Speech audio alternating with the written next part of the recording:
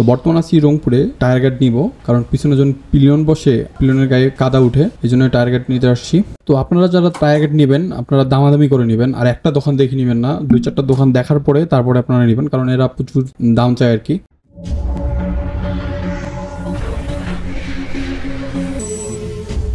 আসসালামু আলাইকুম এভরিওয়ান, কেমন আছেন সবাই? আশা করি ভালো আছেন। Welcome back my YouTube channel and Facebook page Moto Forever. তো বর্তমান আছি রংপুরে গাড়ির একটা টায়ার গার্ড নিব, কারণ পিছনে যখন পিলিয়ন বসে আর প্রচুর পরিমাণে পিলিয়নের গায়ে কাদা উঠে, এই জন্য টায়ার গার্ড নিতে আসছি। তো আপনারা যারা টায়ার গার্ড নেবেন আপনারা দামাদামি করে নেবেন, আর একটা দোকান দেখে নেবেন না, 2-4টা দোকান দেখার পরে তারপরে আপনারা নেবেন, কারণ এরা প্রচুর দাম চায় আর কি, দাম কখনোই ছাড়ে না। তো যেখান থেকে নিন না কোনো দামাদামি করে নেবেন। তো এই যে আমাদের সেই কাঙ্ক্ষিত টায়ার গার্ড, এটা সার্কের টায়ার গার্ড। আসলে এই টায়ার গার্ডটাই ভালো লাগে, এই জিক্সারের জন্য খুবই ভালো লাগে। আসলে আমারটা আগের মডেল, 2020-এর মডেলটা আর কি, 2020-এর শেষের, মানে যে মডেলটা শেষ হয়েছে এই মডেলটা। তো ভালো লাগে, খারাপ নয়। এইটা হচ্ছে এই গাড়ির জন্য বেস্ট আমি মনে করি।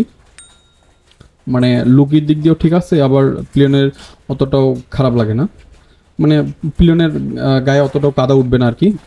তো সব দিক দিয়ে ঠিক আছে আমি মনে করি। তো এই এখন মেকারের কাছে আসলাম এটা লাগাই নিতে। তো এই যে লাগাবো এখন মেকারের কাছে এটা।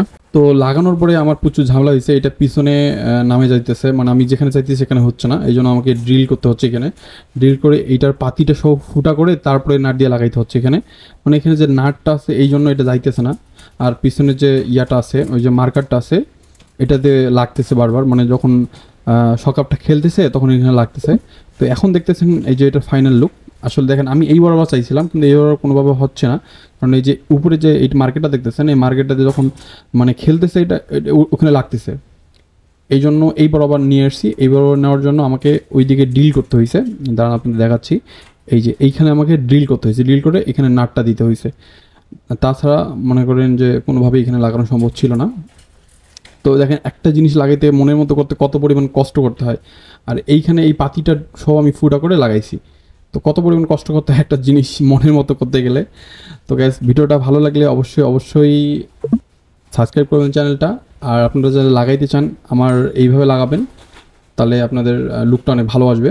তো ভালো থাকেন, সুস্থ থাকেন, দেখা হবে অন্য কোনো দিন অন্য একটা নতুন ভিডিও নিয়ে। আল্লাহ হাফেজ।